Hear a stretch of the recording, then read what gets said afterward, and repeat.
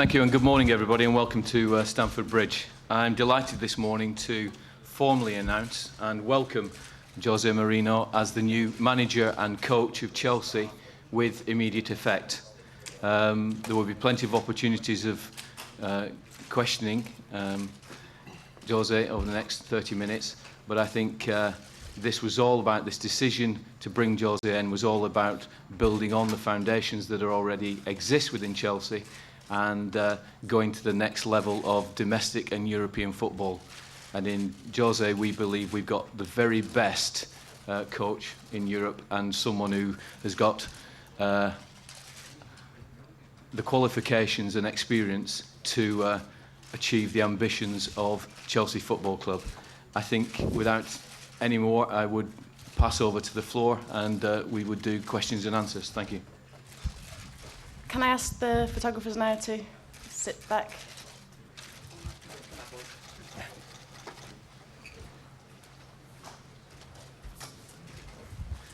Okay, let's go. Let's go.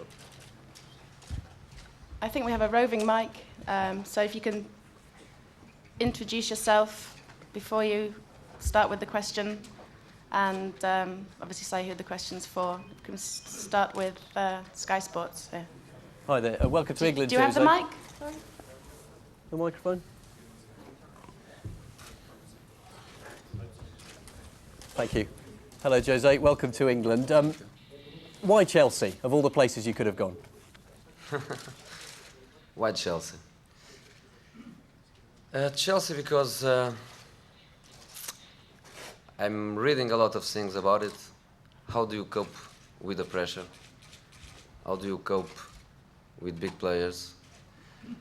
How do you cope with the urgent ambition to start winning titles? And that's what I love. You don't have to ask me again, how do you cope? Because that's what I love in football. So I think it's a big challenge for me because of the country, because of the power that the football has in this country, because of the quality of every club in the Premiership, and because of the desire that Chelsea and Chelsea people has to win. So I think I was chasing England. I was told this. England is a big passion for me in terms of football. And when I saw that things were going very well for me and for my Porto, and when I felt that some big clubs were chasing me very, very hardly, I arrived into a position where I could choose. It was a fantastic position for me and for the people who is in my boat.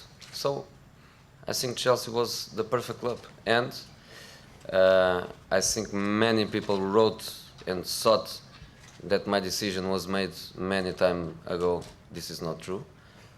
What was clear for me was that English football and Chelsea were favorite for me, but the first real contact was just over the weekend, as I promised, after the Champions League final. And the first contact was, for me, very impressive, because I found persons, I think, with the same mentality as I have. They love football, as I love. They want to win like I want to win. And over the last 2 years, I had the taste that I had the luck to have before as an assistant, but over the last 2 years, I had the taste as the manager to feel the biggest success you can achieve. And I want to keep this taste. I don't want to lose it. I don't want to arrive in 2010 or 2012 and to have the same titles I have just now. I want more. So we are in the same boat with the same ambitions, with the same mentality. So I think it's a great choice for me. Are you going to bring any of your colleagues from Porto over here, maybe backroom staff or players, to help you establish things here?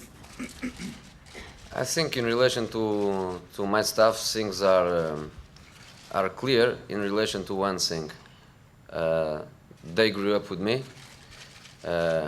We won step by step together. So I have people of my entire confidence, and I know they can give me a lot. But at the same time, I must have respect with the people, with the professionals who are in the club. I think I have to meet them, to communicate with them, to know their feelings, to know their desire about their future, and to decide well.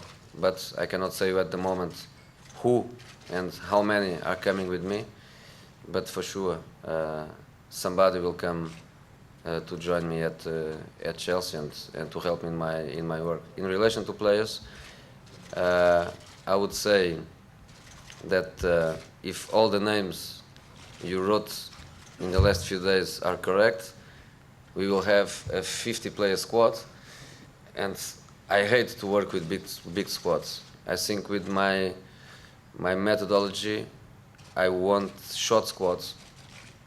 I will try to arrive into a position where we have 21 field players plus the goalkeepers, and no more, because I think is the correct number for a very specific work we want to do. And with the small squads, we have to look to the reserve team and to the youth football with different eyes, and I want to look to them really with different eyes. So many of the names are not correct, and specifically in relation to Porto players, I have to say one thing. I love them all. I love them all because we won together. We did history together. So I love them all, and I wish the best things I can wish to all of them. If after a study, because I don't arrive and I don't give to Mr. Kenyon a sheet with player's name. I don't work like this. We must communicate, and I must give them a document with the reasons why I would like this, I wouldn't like that. So we have to spend time. We have to spend time, and we have to arrive into a very secure position where we know what we really want and we know what we really need. Okay, can you pass the microphone just behind you to James? James Monroe from BBC News. Jose, Claudio Ranieri found out that no trophies means no job. How long do you think you have before you have to succeed here? Look, football change, society change, world change, and I think football clubs, they want success in relation to their potential, So even if a manager does a good work in the club, if you don't achieve the targets you were looking for in the beginning, you are just a person who has, in my opinion, to assume that you failed. You didn't get the objectives you were looking for. So I'm not asking for time, I'm not asking for limits. This is a type of question that doesn't press me. What I want is to give my best, to improve things, to communicate and to help to improve things, and to create a football team in relation to my image and in relation to my football philosophy. The most important thing, I think, is to find people, and I think I already found in these hours I spend in the club, but more important is to find players who think as I think. We should not be afraid to say we want to win. We shouldn't defend ourselves from the outside pressure, saying that we are only waiting for success in my last year of contract. I don't want this kind of self-protection. I know the league where I am. I know the Champions League where we are going to be. I think we'll be the strongest Champions League ever because of the teams who are there. Everybody, every shark is there. Every shark is there. So I know the competition will be very hard. I know that other teams think like we think in European football and in the English football. Other clubs think and have the same ambition, but I don't want self-protection for that. And if you ask me the biggest ambition I have, I will say to win the first Premiership match on the 14th of August. This is the biggest ambition I have. After this match, you ask me again, and I will tell you my second big ambition. The title this season? The second ambition is to win the second Premiership match on the 21st of August.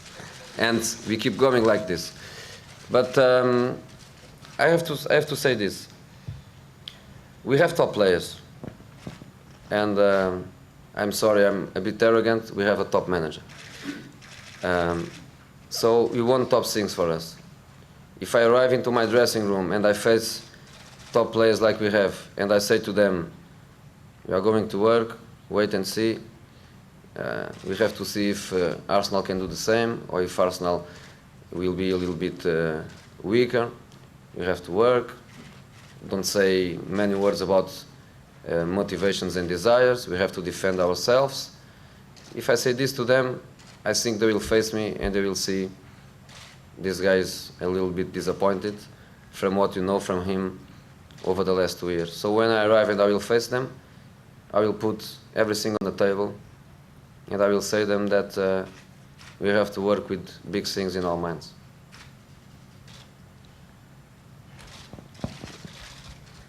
If you, English questions, only in English at the moment. So, okay. Can you pass the mic over, please? I think I can shout. It's coming anyway. All right, thanks. You're described as being in the modern style of manager, very thorough, very serious. Arsene Wenger, it will be a natural comparison with people here. He often describes himself as not having a life outside football. He exaggerates slightly, but he's always watching videos of games and things like that. Are you in this style? I mean, obviously you have a family, but do you find yourself, are you a football obsessive, or do you manage to escape from the game?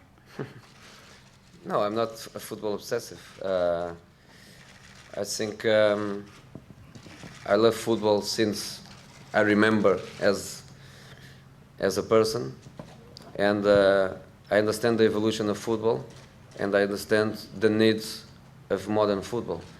I'm not a defender of old managers and new managers. I'm not a defender of that. I believe in good ones and bad ones, the ones who achieve success and the ones who didn't. But I don't want to be one of the faces of the young managers in the world. I don't want to be that. I want to be one more manager, but again, please don't call me arrogant, because what I'm saying is true. I'm European champion, so I'm not one of the bottle. I think I'm a special one. But I understand that modern football has a lot of needs, and we must be full concentrated in our work. I was before in interview with Chelsea Channel, and I was saying there that somebody told me once, many years ago, that in modern football, if a manager only knows about football, he never becomes a big one. So we must know, and we must take care, and we must try to understand and to achieve culture in many other areas. So when I speak with you about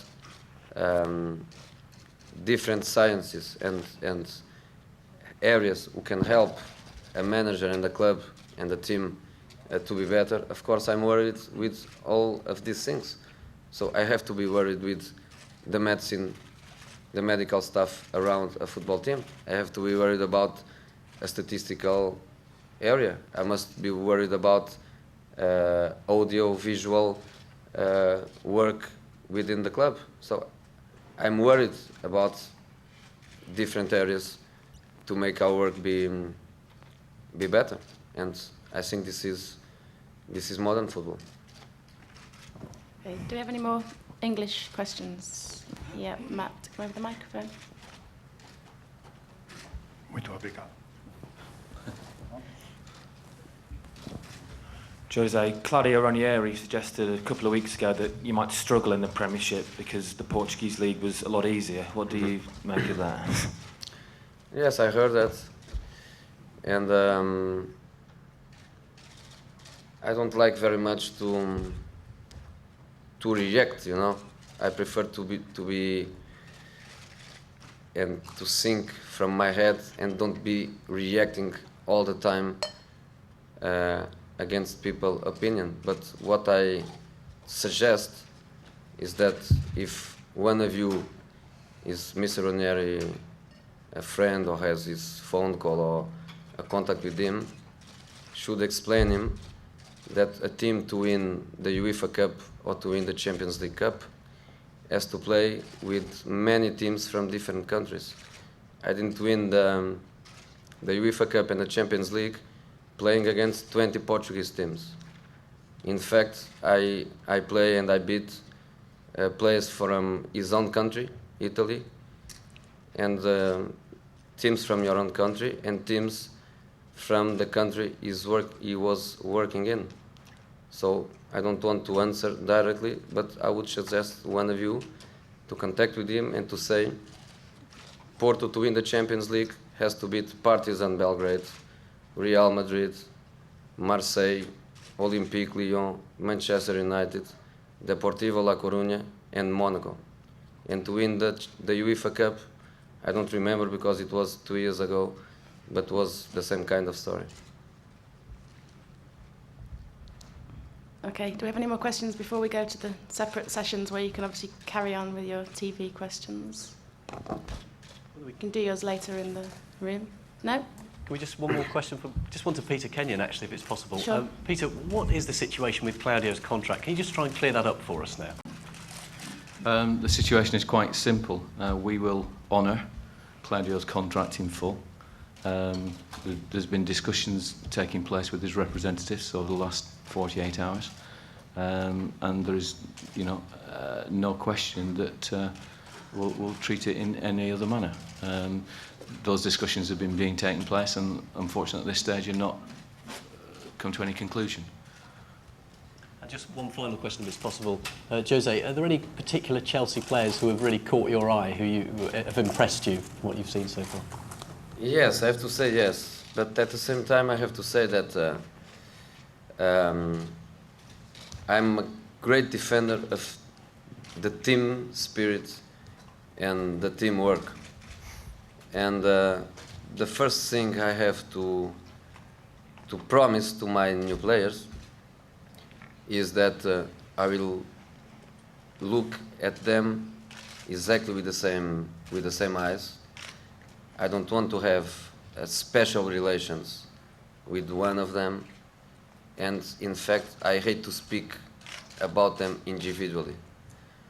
Players don't win trophies, teams, squads win trophies. So we'll have a big criteria to choose our squad. When we started on the 5th of July, I hope without many players, because when is without many players means that a lot of our players are still involved in the Europe competition until the last moment, I hope in the final. So I hope to start on the 5th of July with a small group of players. But when I will have them together for the first time after a small period of holidays from the players who reach the final or the semi-finals in the late stage. I want to tell them that only teams win trophies. So when I will be the first defender of the team spirit, I cannot say I love this player. But generally, I would say I love the players who love to win. And the players who love to win, they don't love to win only in the 90 minutes. They love to win every day, in every training session, in any moment of their lives. So this is the type of player that I love. If some of them aren't on their homes or in their national team concentrations looking to this press conference, some of them can think, I can put myself into these items, or I'm not the man to be with him.